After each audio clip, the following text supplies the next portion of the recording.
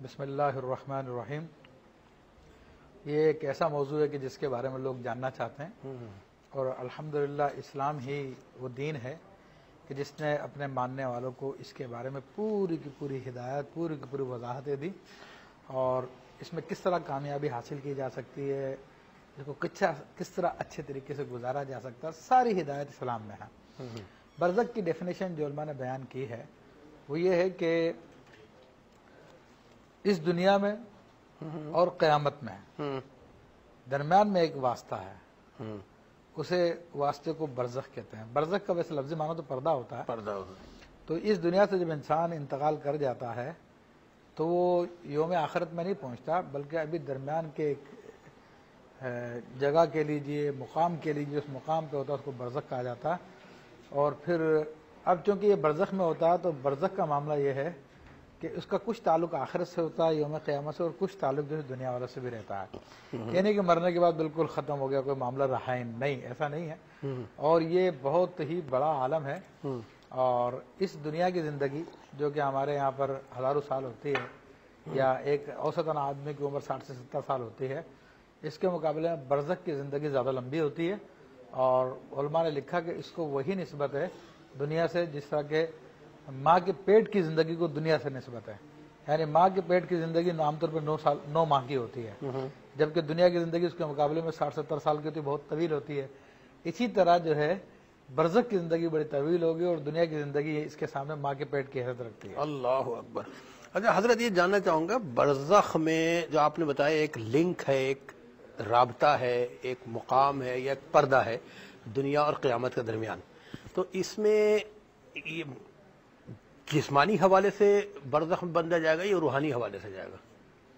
دیکھیں، ویسے تو جسم تو اس کا مٹی میں دفن کیا جاتا ہے عمومی طور پہ، اور روح جو ہوتی ہے عالم برزخ میں ہوتی ہے، جسم سے اس کا تعلق قائم رہتا ہے۔ یہ نہیں کہ روح اب ہو گئی الگ تو پھر جسم سے کوئی تعلق نہیں، پورا اس کا تعلق قائم رہتا ہے۔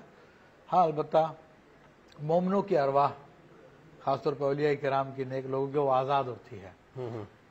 اس کے بارے میں تو حدیث شریف میں آتا کہ یخلع سربہ تسرح حیث تشاء، کہ اس کی ساری بندشیں کھول دی جاتی ہیں، پھر وہ جہاں چاہتی ہے سیر کرتی ہے، آتی جاتی ہے، اس کے لیے کوئی مسئلہ نہیں ہے۔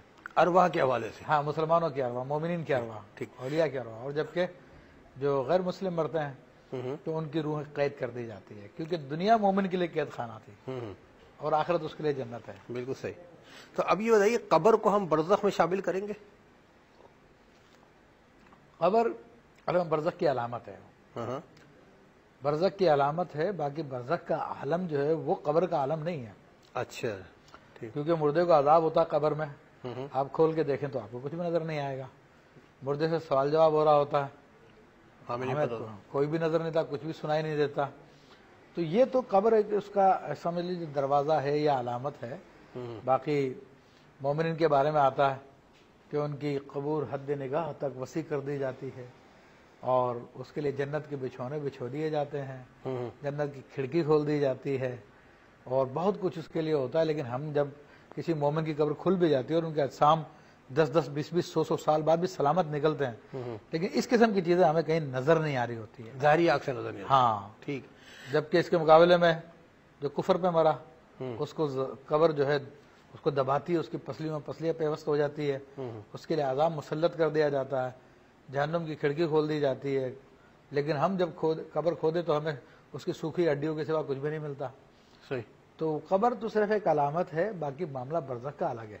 اچھا، اب جیسے یہ فرمایا گیا ہے کہ جو نیک ارواح ہوتی ہیں جب وہ اوپر جاتی ہیں تو نیک ارواح کے حکم ہوتا ہے کہ ہمارا نیک بندہ ہے، اس کو قیامت تک کے لیے علیین میں پہنچا دو، یا گناہگاروں نے کہا جائے سجین میں ان کو قید کر دو۔ میں جاننا چاہوں گا، علیین اور سجین بھی کا برزخ ہی کا کوئی حصہ ہے یا ان کا دوسرا نام ہے کوئی؟ دیکھیے، یہ اعلیٰ علیین اور مقام سجین یہ ارواح کے مقامات ہیں، اور نیک لوگوں کی ارواح جو ہے مختلف مقامات پہ ہوتی ہیں۔ قبر پہ بھی ہوتی ہے بعض اوقات، بعض کی ارواح زمین و آسمان کے درمیان میں ہوتی ہے، بعض کی ارواح چاہے زمزم کے کنویں میں ہوتی ہے، بعض کی ارواح جو ہے وہ عرش کے نیچے قندیلیں ہیں وہاں پہ ہوتی ہیں۔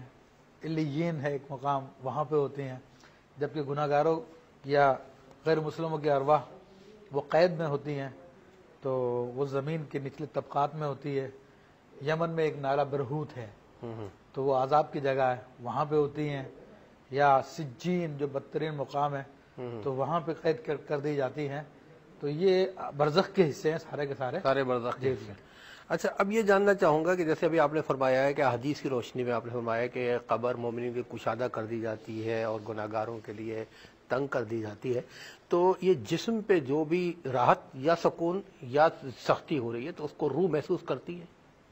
बिलाशुबा जिस्म पर जो भी मामला तारी होते हैं, रूह उसको फील करती है, उसको महसूस करती है। इसीलिए बाद रिवायतों से ये बात आई है कि मुर्दे के जिस्म पे मक्खी भी बैठती है तो उसको पहाड़ की मानंद लगती है। अच्छा। तो आज तो हमारे यहाँ पर एक लोगों ने इस तस्वुर को ख़त्म कर दिया, लाश को प्रिजर्व करने के लिए सर्द खाने में छोड़ देते हैं।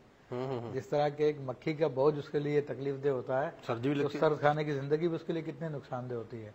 इसलिए रसूलुल्लाह सल्लल्लाहु अलैहि वसल्लम की तालीमात तो यह है कि ए अली 3 बातों में जल्दी करो, सैयदना अली करमल्लाहु वजहुल करीम से फरमाया। और उसमें एक बात ये भी है कि जनाजा गुस्ल कफन करने के बाद फौरन उसको दफन करो।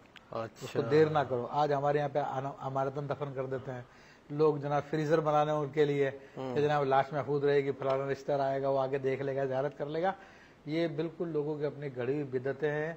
इसको फौरी तौर पे दफन करने का हुक्म दिया गया, इसी वजह से कि उसकी दूसरी जिंदगी का मामला शुरू हो गया।